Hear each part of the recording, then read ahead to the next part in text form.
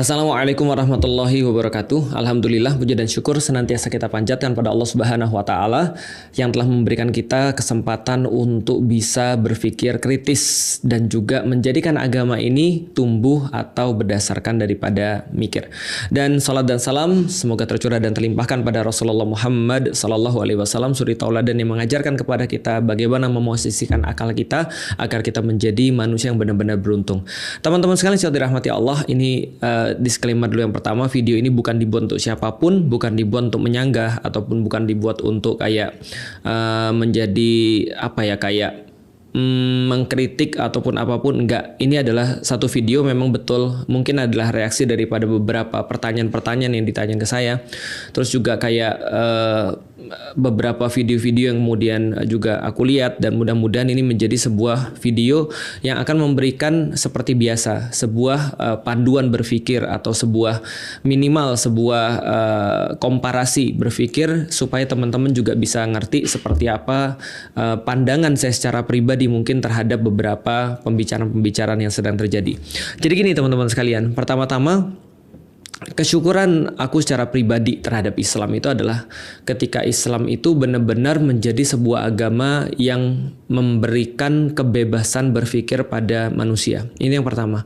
Karena kenapa? Karena dulu ketika aku pas masih dalam agama yang lama, kebebasan berpikir ini tidak menjadi sebuah hal yang umum dilakukan oleh orang-orang yang beragama. Jadi itu kayak sesuatu yang eksklusif. Kayak kita tuh kalau mempertanyakan tentang agama, kita mulai dianggap sebagai orang yang kayak ateis, orang yang kayak ngerusak agama. Ketika kita mulai mungkin ya kayak merasa ada sesuatu yang nggak beres, kita mulai dikatakan wah kamu nggak beriman, kamu nggak tulus dan seterusnya. Berbeda dengan di Islam. Islam memberikan ruang yang sangat besar bahkan sebelum saya masuk ke dalam agama Islam. Bahkan sebelum aku masuk ke dalam agama Islam itu ruang yang diberikan cukup besar sekali. Kenapa? Karena justru ketika aku belum mengenal Islam, lalu mulai belajar tentang Islam, itu ada ayat-ayat kayak hatu burhanakum, datangkanlah kemudian argumen-argumen ataupun bukti-bukti proof kamu kalau memang kamu merasa kamu itu termasuk orang yang benar. Ataupun misalnya ada banyak challenge di dalam Al-Quran, wa in kuntum fi raibi mimma nazzalna ala abdina fa'tu bi suratim mimithli, dan bila kamu tetap dalam keraguan dengan apa yang kami turunkan terhadap hamba kami Muhammad, maka datangkanlah satu surat yang semacamnya. Jadi seolah-olah mengajak untuk kayak beradu argumen, atau Islam menghormati argumen-argumen yang disampaikan oleh manusia dan tidak pernah memandang rendah argumen-argumen itu. Bahkan dalam perjalanannya Islam juga ketika saya belajar, ternyata Islam ini adalah sebuah agama yang seolah-olah kayak ngasih tahu bahwa satu-satunya cara untuk kamu dapat dengan agama ini ya kamu menggunakan akalmu, kamu menggunakan logikamu, kamu menaruh agama ini dalam satu tes, sehingga ketika kamu benar-benar sudah ngetes dalam tanda kutip agama ini, sudah menguji agama ini, maka ketika kamu masuk maka kamu harus bertestify, kan gitu kan ya. Kamu harus mengakui. Kenapa? Karena kamu sudah melakukan sebuah ujian. Sebuah ujian itu bermaksud ketika kita sudah selesai memberikan ujian-ujian yang kita tahu, bahkan ujian-ujian yang mungkin bagi kita paling berat, paling nggak masuk akal, dan setelah lulus ujian ini ya berarti agama ini layak dong untuk diakui. Makanya namanya pengakuan, syahadah, atau dalam bahasa Inggris ya testify ya. Walaupun secara makna bahasa nggak terlalu bagus ya, tapi ya udahlah. Tapi yang jelas adalah Islam memberikan keleluasaan bagi kita untuk benar-benar menggunakan akal kita untuk kritis di dalam agama ini, dan benar-benar kekritisan itu tidak hanya dikasih ruang oleh Islam sebelum kita masuk Islam atau sebelum aku masuk Islam, tapi juga setelah aku masuk Islam. Kekritisan ini benar-benar juga menjadi highlight yang penting di dalam Islam. Misal contoh lagi ketika Al-Quran menyampaikan kepada kita bagaimana kisah Nabi Ibrahim. Jadi Nabi Ibrahim itu pernah bertanya kepada kaumnya ketika kaumnya itu menyembah berhala pada saat itu dengan satu kalimat ma hadhihi tamathilul lati antum laha akifun. Sebenarnya sesembahan apa ini yang kalian itikaf, yang kalian benar-benar manteng terhadapnya? Maka jawaban daripada kaumnya pada saat itu adalah wajadna abaana laha abidin. Kami mendapati orang-orang zaman dulu menyembahnya, dan Allah berkali-kali mengkritik sikap untuk menuruti sesuatu hanya karena orang-orang terdahulu melakukannya.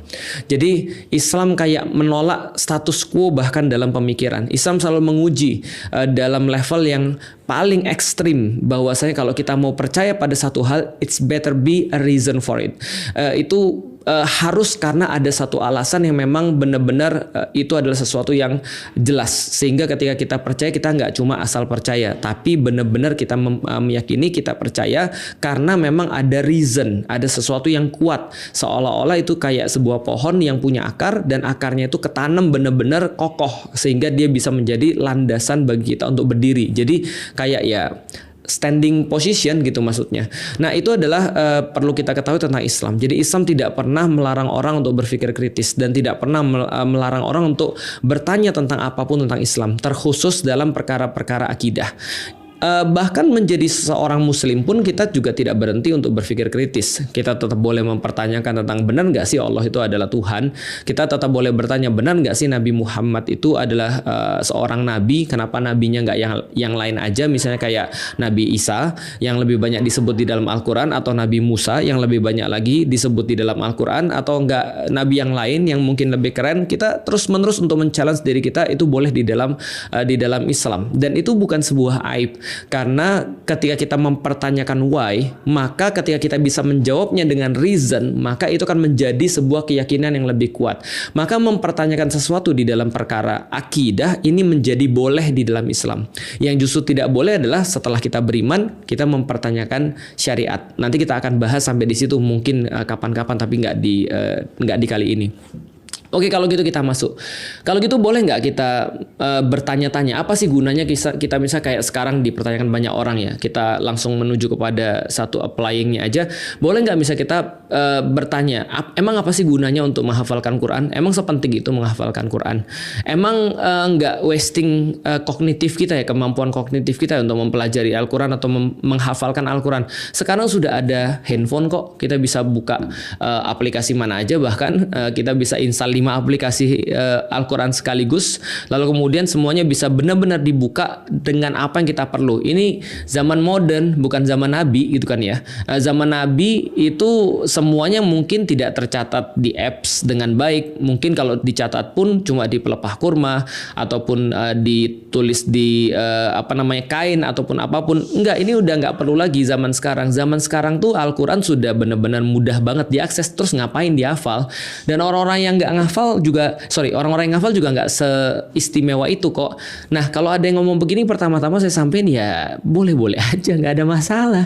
Kenapa? Karena sekali lagi Islam itu bukan agama yang reaktif, bukan agama yang kayak kayak semua harus dipermasalahin. Ya boleh-boleh aja dia bertanya seperti itu, atau siapapun bertanya seperti itu. Boleh-boleh aja orang nggak mau ngafalin Quran, boleh-boleh aja orang meyakini bahwa hafalan Quran nggak ada gunanya, boleh aja orang-orang kemudian menyampaikan pertanyaannya itu nggak ada masalah. Karena setiap apa yang menjadi wacana itu pasti nanti dikasih tahu kenapa saya berpendapat seperti ini.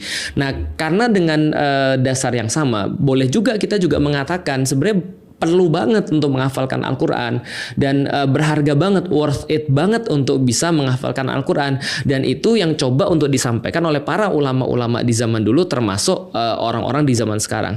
Setidaknya saya coba untuk membahas dulu ya dengan beberapa teori. Yang pertama, taksonomi Bloom. Ini ada satu teori yang ditemukan sekitar tahun 50-an, kalau nggak salah dipublis itu 1956 oleh orang yang namanya Bloom. Nah, dia punya satu teori namanya teori taksonomi yang ditemukan oleh dia, sehingga bukan ditemukan ya, dia tulis, sehingga itu dikenal dengan nama taksonomi Bloom atau Bloom's taxonomy. Nah, dia membagi semacam kayak level berpikir ketika seseorang tuh belajar. Jadi level berpikir atau level belajar kalau lebih mudahnya. Bagaimana kemudian teori dia saya pikir cukup sederhana ya, bahwasanya belajar itu, tahapan belajar itu atau tahapan berpikir dalam belajar itu, sikap mental kita dalam belajar itu dibagi menjadi 6. Yang paling pertama adalah memorization atau remembrance atau mengingat sesuatu. Yang kedua adalah namanya understanding ya, memahami sesuatu. Yang ketiga itu applying, atau kita itu applying itu ya. Jadi apply itu apa ya? Mengapply. Bahasa Indonesia mengapply itu menerapkan itu dalam praktek yang nyata untuk bisa menyelesaikan satu permasalahan nyata di dalam kehidupan kita. Nah, lalu kemudian yang mulai dari keempat ini sesuatu yang agak berbeda nih. Menurut Blooms itu adalah yang keempat itu mulai masuk kepada analisis. Nah, ini analyze ini adalah sesuatu yang lebih kompleks, sesuatu yang memakan lebih banyak sikap mental dan lebih kayak bukan nyata gitu, bukan fisikal yang lebih diperlukan, tapi lebih kepada state of mind yang lebih tinggi. Nah, itu yang keempat. Yang kelima itu di atasnya lagi adalah evaluasi atau evaluating. Jadi mengevaluasi. Dan yang keenam adalah creating atau membuat sesuatu yang baru. Jadi kita coba bahas dulu ya teman-teman sekalian. Yang pertama ini adalah memorization atau mengingat sesuatu. Kita bisa untuk mengetahui, kita bisa untuk tahu, kita bisa untuk recall, kita bisa untuk membangkitkan kembali atau mengambil kembali memori yang ada di dalam kepala kita dengan cepat. Ini penting banget di dalam belajar. Nah, inilah namanya hafalan. Jadi, teman-teman sekalian, kalau kita bicara tentang hafalan itu benar adalah level paling rendah di dalam belajar. Artinya, logikanya adalah kalau level yang paling rendah aja kita sulit, maka level yang lebih tinggi itu kayaknya mustahil.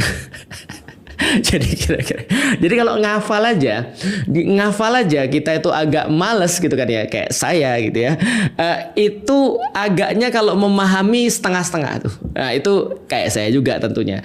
Nah, artinya kita harus tahu bahwasanya menghafal itu atau mengingat itu adalah level pertama di dalam belajar. Menurut teorinya Bloom tadi ya, bahwasanya mengingat, membangkitkan kembali atau menarik kembali ingatan dari dalam benak kita, ini termasuk proses pembelajaran yang paling penting atau yang paling dasar. Jadi gini ceritanya teman-teman sekalian, kita juga nggak bisa bilang yang nggak penting ngafal tuh, yang penting tuh kita bisa memahami. Jadi gini brother dan sister sekalian, jadi gini bro, masalahnya adalah taksonomi Bloom itu seolah-olah adalah satu platform yang ketika atasnya itu mau dibangun, itu dibangun betul karena platform yang bawah sudah kokoh, sudah stabil gitu maksudnya. Sehingga ketika kita membangun yang kedua itu, kalau yang di bawah nggak stabil, itu berarti ada problematik nanti ke depannya. Nanti ke depannya bisa jadi mungkin dia kemudian cuma malas lalu nggak mau belajar, cuma dia bilang saya nggak mau ngafal karena saya cukup memahami aja. Padahal sebenarnya nggak ada yang dipahami kalau seseorang tuh nggak pernah untuk bisa mengingat atau bisa untuk memorization tadi, untuk bisa remember, recall dan segala macam. Contohnya kayak gini, ingat gak dulu ada orang mengelompokkan kerja itu jadi 3, kerja keras, kerja cerdas, dan kerja ikhlas. Ketika kemudian suatu waktu ada semacam kayak training motivasi gitu, trainernya biasa menyampaikan kita tuh tidak harus hanya kerja keras, tapi harus kerja cerdas. Nah, kalau di atas kerja cerdas adalah kerja ikhlas. Problematikanya teman-teman sekalian, seseorang itu nggak akan bisa kerja cerdas kalau dia belum kerja keras. Kenapa? Karena kerja keras ini kayak menjadi requirement bagi orang untuk bisa masuk kepada kerja cerdas. Dia bisa melakukan itu dulu dengan fisiknya dia, sampai pada satu titik dia berpikir bahwasanya aku bisa melakukan lebih baik. Tapi bukannya dia nggak menguasai kerja keras gitu maksudnya. Kerja keras ini adalah kayak prerequisite ya, requirements untuk bisa orang tuh mengakses sebuah kerja cerdas. Dan kalau orang sudah bisa kerja cerdas, baru dia bisa menjadi kerja ikhlas. Dia jadi kayak wadah gitu maksudnya. Nah, maka sama, remember ini atau mengingat ini atau menghafal ini adalah sebuah dasar untuk bisa ditegakkan sebuah proses pembelajaran. Dan menurut kemudian Bloom juga bahwasanya ini adalah proses yang memang paling membosankan. Membaca, rereading lagi, rereading lagi,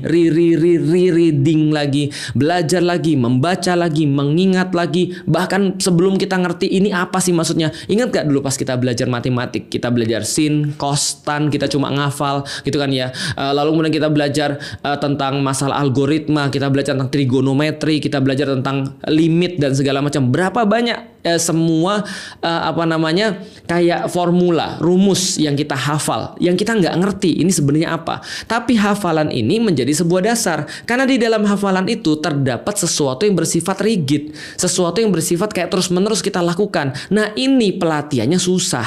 Ini adalah termasuk memerlukan disiplin, memerlukan kemudian sikap mental yang juga kuat untuk mengulang-ulangi terus, mampu mengalahkan rasa bosan untuk bagaimana caranya memasukkan sesuatu ke dalam kepala kita, dan kemudian kita bisa untuk membangkitkan kembali apa yang ada di dalam kepala kita itu bahkan sebelum kita masuk ke dalam bahkan sebelum kita masuk dalam tahapan berikutnya. Ini adalah remembrance. Ini memerlukan sebuah disiplin, memerlukan sebuah effort yang gak mudah. Oke, kalau gitu kita lihat baca Quran.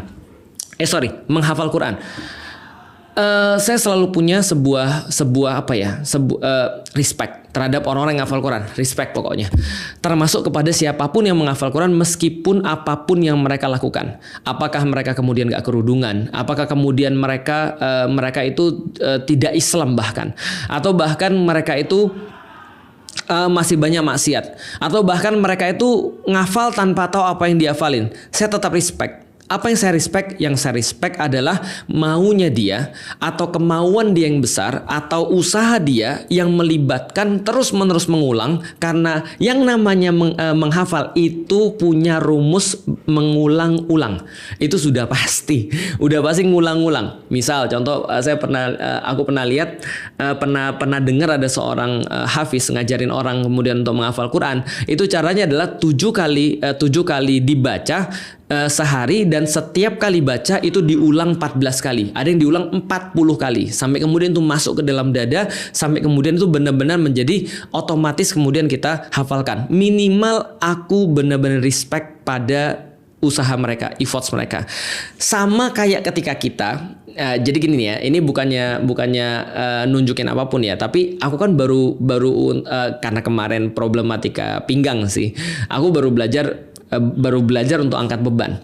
Dan ketika aku baru belajar untuk angkat beban dan ketemu orang yang badannya udah jadi, respect bro. Kenapa?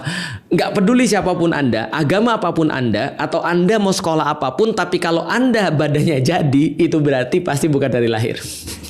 Orang bisa kaya dari lahir, orang bisa punya jabatan karena bapaknya, tapi nggak ada orang yang punya badan bagus jadi gitu kan ya, badannya mekar gitu kan ya, tricepsnya jadi, bicepsnya jadi, badan kemudian otot dadanya jadi tanpa ada kerja keras.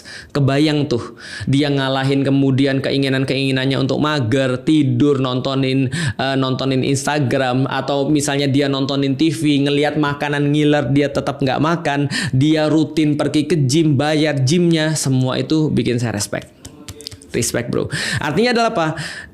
Itu sama respect kita ketika kita juga ngelihat orang S3 atau dia doktoral dari satu universitas yang terkenal lah, misalnya sulit, misalnya S3 UI, S3 ITB, S3 apalagi ITS, S3 IPB, S3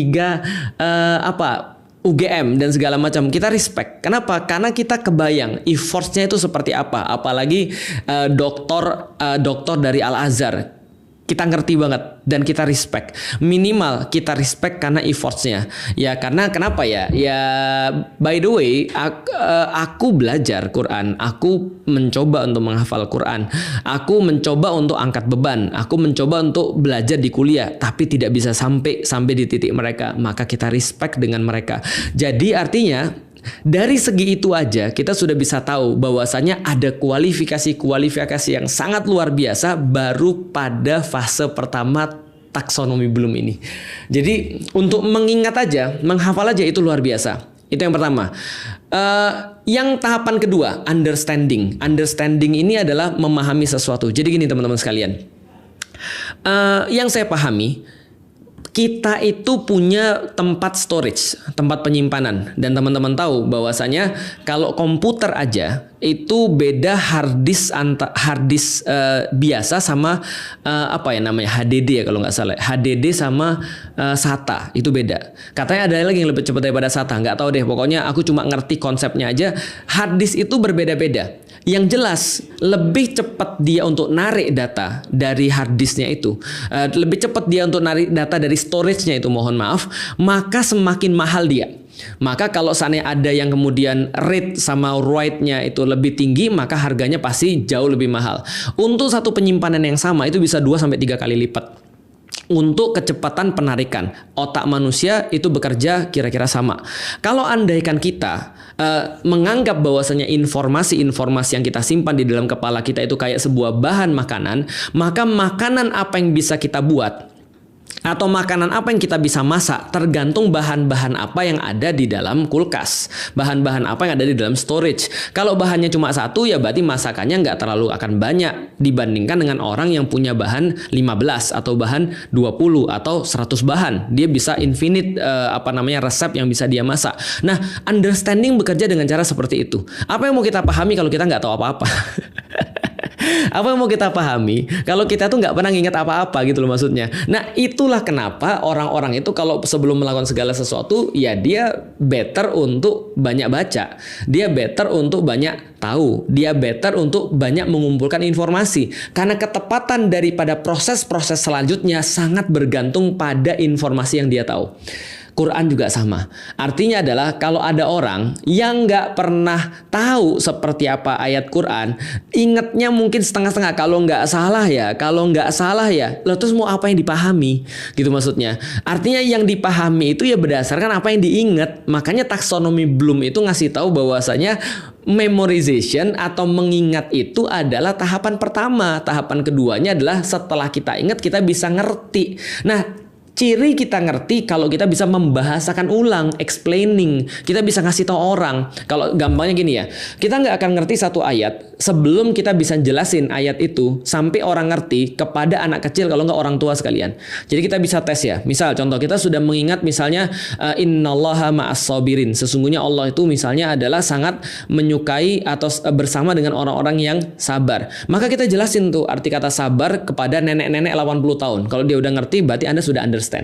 Kalau seandainya Anda mencoba untuk jelasin pada anak-anak 5 tahun tentang sabar itu apa, dia ngerti, berarti Anda sudah sampai level understand. Anda bisa explaining, Anda bisa membahasakan dengan cara Anda sendiri. Nah, ini adalah explaining, dan sekali lagi itu bergantung pada apa yang kita ingat atau apa yang ada di dalam kepala kita. Artinya, siapapun yang excel dalam memorization, siapapun yang keren di dalam menghafal, most likely dia termasuk orang yang paling mengerti tentang satu hal. Most likely, walaupun nggak selalu, tapi most likely dia lebih mengerti. Tapi kalau ada orang yang tidak mengingat apapun, maka kita tidak bisa mengharapkan pemahaman apapun yang keluar daripada dia, karena pemahaman selalu akan lebih bagus dengan informasi yang lebih banyak. Ini adalah yang harus kita fahami tentang teori taksonomi Bloom itu. Dan yang ketiga, teman-teman sekalian, itu adalah masuk kepada apply. Kita menerapkan pada sesuatu. Nah, ini berarti problem solving. Kita tahu ketika kita sudah belajar tentang sabar, kita ngerti ayatnya, kita hafal ayatnya, kita udah memahami, bisa menjelaskan pada orang lain, dan ketika datang ke kita bisa tahu, oh ini maksudnya sabar. Oh ini maksudnya ketika kita dapat musibah, kita harus mengingat Allah, innalillahi wa inna ilaihi rojiun. Ini adalah kalimat sabar, istirja, mengembalikan semuanya kepada Allah. Oh ini maksudnya. Kita bisa apply di dalam kehidupan kita. Kalau lagi kayak gini, itu sabar. Nah, level selanjutnya adalah ya agak berat memang, analisis. Kita mencah-mencah lagi. Sabar tuh ada apa aja sih di dalamnya? Oh ternyata sabar itu harus ada keimanan di dalamnya. Kalau nggak ada keimanan, nggak mungkin ada kesabaran. Harus ada keimanan, karena keimanan itu akan memunculkan qanaah, rasa puas. Kalau Allah yang memberikan kepada kita, maka disitulah muncul rasa sabar. Apalagi ada perasaan bahwasanya kita pasti akan kembali kepada Allah. Makanya innalillahi wa inna ilaihi rojiun. Ini adalah ciri orang sabar, karena dia yakin akan kembali pada Allah. Dia analisis tuh, dia pecahin satu persatu. Oh ini kemudian menjadi requirement-nya. Ini kemudian tipe-tipe sabar dalam menjalankan perintah Allah, sabar kemudian menghadapi musibah, sabar tidak bermaksiat dan segala macam. Oh kayak begini kemudian penerapannya, dia analisis satu persatu. Naik kemudian ke atas lagi, dia mulai evaluasi. Sebenarnya prioritas sabar ini apa sih sebenarnya? Dia mulai evaluasi, dia bisa mempertahankan argumennya dia. Bahkan dia bisa mengkritisi. Kayaknya di zaman sekarang nggak bisa sabar kalau cuma untuk kayak gini-gini deh. Sabar itu konsepnya betul kalau untuk sesuatu musibah. Tapi kalau ada orang bilang, saya sabar ketika istri saya maksiat, saya sabar ketika suami saya selingkuh. Nggak bisa. Nah ini dia sudah masuk dalam evaluasi. Dia sudah bisa judging. Dia sudah bisa untuk mengetahui ini prioritasnya apa sih. Dia sudah bisa kritis terhadap apa yang dia pahami. Nah yang terakhir creating. Creating ini lebih kepada mungkin dia punya satu shortcut ya. Ketika memahami sesuatu tuh akhirnya sabar tuh bukan hanya sekadar teori, tapi sudah mewujud di dalam diri dia. Dan ya semuanya berasal dari mana? Berawal dari mana? Dari nginget. Semuanya berawal daripada ingat ayat-ayatnya. Ingat ayat-ayat tentang sabar. Makanya kalau kita lihat orang-orang yang kemudian mereka benar-benar bisa untuk meramu itu semua, mereka sudah bisa langsung nurunin. Nih, hadis-hadis tentang sabar ada segini di dalam Bukhari, ada segini di dalam Muslim. Ayat-ayat tentang sabar ada segini di dalam Al-Quran. Ini kemudian cerita-cerita tentang sabar dikualifikasi. Itu semua masuk di dalam kepala. Lah kalau nggak ada di dalam kepala, terus bagaimana bisa understanding?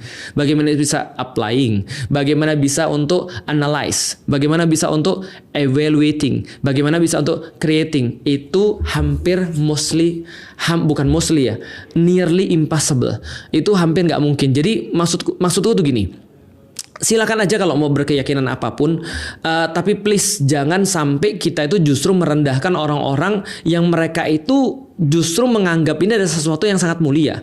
Kita udah bahas dari segi teori. Nah sekarang kita bahas dari segi teori agama. Masya Allah, banyak sekali. Siapa bilang nggak ada perintah untuk menghafalkan Quran? Bagaimana dengan hadis kemudian ketika Rasul nyampein bahwasanya bacalah Al-Quran dan naiklah. Dan orang-orang akan berada di satu tempat. Ketika dia naik setiap baca Al-Quran, dia akan berada di tempat terakhir ayat yang dia baca. Akhirnya seolah-olah kayak gini. Nanti ketika kita sudah wafat, salah satu bekal yang kita bawa itu adalah Al-Quran. Maka Al-Quran berapa banyak yang ada di dalam dada kita, itulah yang disuruh kita baca gitu kan ya. Maka kemudian dikatakan ya baca dan naiklah. Maka kemudian derajat kita nanti di akhirat. Ya, tapi ini bagi yang percaya, balik lagi ya. Tapi ya tentu nanti kita akan bahas kenapa kita percaya dengan agama. Nanti kita akan bahas, kita akan sampai ke situ. Tapi anggaplah orang udah percaya agama ya. Maka dia yakin bahwa ketika dia kembali pada Allah, Allah akan meminta dia untuk baca Quran, dan derajat dia di dalam surganya Allah, di dalam kemudian balasan Allah yang dia terima, balasan dari Allah yang dia terima pada dia, itu akan derajatnya ditentukan dari Al-Quran yang dia baca. Somehow di titik itu aku merasa iri dengan orang-orang yang ngafalin Quran. Meskipun mungkin mereka nggak paham dengan apa yang mereka baca. Meskipun mungkin mereka belum apply dengan apa yang mereka baca. Tapi di dalam hadis ini cuma menunjukkan dengan baca yang kita hafal. Maka kemudian ketika dia hafal 30 juz, dia sudah paling tinggi nih. Felix Xiao baca, ya baca. Bacaannya cuma cool. Gitu kan ya. Sampai di situ doang. Itu aja. Iya ya Allah. Ya udah, kamu sampai di situ. Nah, artinya ya kalau kita bicara tentang interaksi dengan Al-Qur'an, memang betul bahwa interaksi Al-Qur'an tidak hanya menghafal, bahkan membaca dan menghafal termasuk interaksi Quran yang paling standar. Interaksi Quran yang paling apa ya, yang paling kayak default bro, gitu kan ya. Membaca, menghafal itu seharusnya menjadi sesuatu yang kita nggak banggain memang, karena kamu Muslim, you should do that. Kalau kita Muslim ya itu sudah kewajiban kita. Ibaratnya kayak gini lah, kalau kita katakan bahwasanya kita itu adalah seorang pelajar, ya membaca buku itu adalah sesuatu yang kayak nggak perlu dibanggakan. Memang betul.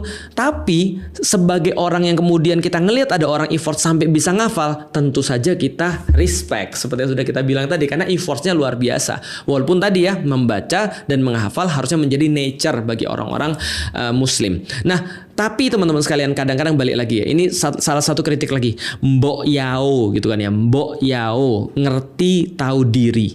Maksudnya seperti apa? Kadang-kadang sesuatu menjadi salah kalau orang yang ngomong itu salah. Atau orangnya nggak tepat yang ngomong. Contoh kayak gini ya. Kalau andaikan ya, Adi Hidayat, lalu dia ngomong begini, hafal Quran itu belum tentu masuk surga. Hafal Quran itu adalah sesuatu yang nature, yang harusnya ada pada orang-orang Muslim.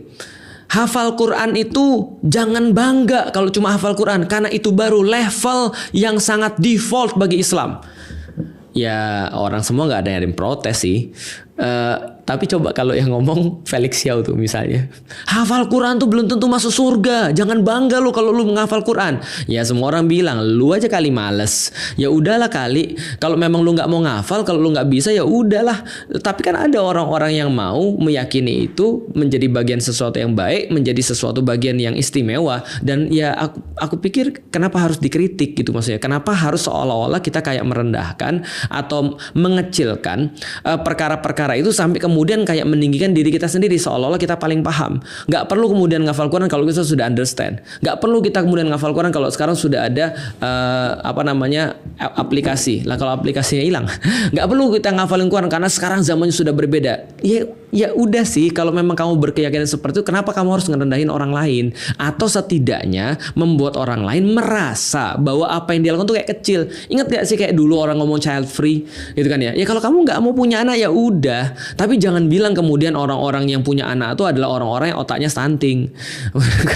Kalau orang mau punya anak itu dia masih terpenjara dengan pemikiran-pemikiran patriarki. Kalau orang punya anak itu sebenarnya dia sedang diperbudak oleh pernikahan, diperbudak secara formal di dalam pernikahan. Nggak gitu juga. Kesian ada orang-orang benar-benar pengen berdedikasi pada anaknya, yang benar-benar sayang anaknya, yang benar-benar pengen memberikan segala sesuatu buat anaknya, dan mereka juga nggak nganggap kamu kecil juga. Kan udah aku bilang, aku respect pada semua orang. Aku respect pada semua orang yang dia mau ngafal Quran, dia mau nggak ngafal Quran, dan dia mau ngeritik Islam. Aku respect pada mereka. Terserah, nggak ada masalah. Tapi mbok ya jangan mengecilkan orang yang lain. Artinya adalah mungkin itu juga menjadi problemku, tapi aku berusaha untuk tidak melakukan seperti itu. Baik teman-teman sekalian, setidaknya itu yang perlu kita bahas semua sekalian. Yang terakhir adalah, ya memang ya, Quran itu rezeki. Dalam pandanganku ya, Quran itu rezeki. Bisa untuk mengangkat Quran, baca Quran, itu rezeki. Bisa untuk menghafalkan Quran, itu rezeki. Mendapatkan hafalan Quran, itu rezeki. Lalu kemudian naik lagi interaksinya, bisa untuk memahami Al-Quran, itu rezeki. Bisa untuk mentadaburi Al-Quran, itu rezeki. Bisa untuk menerapkan Al-Quran, itu rezeki. Bisa untuk mengajarkan Al-Quran, itu rezeki. Dan Allah kadang-kadang ngasih rezeki kita beda-beda. Tapi tentunya setelah kita berusaha yang terbaik dulu dong. Berusaha yang terbaik untuk membaca Al-Quran, membenahi kemudian bacaan-bacaan kita. However, bagaimanapun juga, jangankan, jadi gini deh, coba kita berpikir gini ya. Aku tuh senang banget ketika ada orang bilang gini, ini quotes dari Felix Xiao. Aku ingat banget nih Felix Xiao pernah ngomong begini. Aku senang banget. Coba bayangin, itu baru Felix Xiao loh. Felix Xiao itu siapa? Bukan siapa-siapa. Ngajar juga belum tentu benar kan. Ngomong juga belum tentu akan kepake sepanjang zaman kan. Tapi Allah beda. Allah ketika ngasih tahu kepada kita itu pasti bermanfaat. Tentu bagi orang-orang yang beriman ya. Dan apa yang Allah sampaikan, ketika kita benar-benar mencintai Allah, maka sudah menjadi sebuah kewajaran bahwasanya kita ingat-ingat banget apa yang disampaikan oleh Allah kepada kita, karena kita tahu itu pasti berguna bagi diri kita. Meskipun kita belum tahu pemahamannya atau bahkan belum bisa mengaplikasikan di dalam kehidupan kita, tapi pasti kita pengen banget untuk bisa mengingat apa yang Allah sampaikan pada kita karena kita mencintai Allah. Temenku ada tuh yang hobi banget sama Steve Jobs, hafal tuh semua quotes-nya gitu kan ya. Ini bayangkan coba Nabi Muhammad, bayangkan dengan Allah, ya kenapa harus direndahkan? Ya namanya orang mencintai, ya wajarlah kalau dia ingat semua kata-katanya. Ya itu semua adalah rezeki, dan kita berharap mudah-mudahan kita dikasih rezeki sama Allah. Kalau rezeki artinya adalah kita berusaha minta rezeki itu sebanyak-banyaknya sama Allah dengan interaksi kita terhadap Al-Quran. Di sisi yang lain, ketika ada orang gak hafal Quran atau ada orang hafal Quran tapi mungkin masih tidak seperti harapan kita, ya udahlah, kita tahu Quran itu memang rezeki. Ada orang yang cuma dibagi ngafal doang tapi dia gak ngerti isinya. Ada orang yang kemudian diberikan sedikit hafalan dan juga kemudian pemahaman berdasarkan apa yang sedikit itu dan bermanfaat bagi orang lain. Quran adalah rezeki. Berharaplah mudah-mudahan Allah terus ngasih rezeki buat kita. Assalamualaikum warahmatullahi wabarakatuh.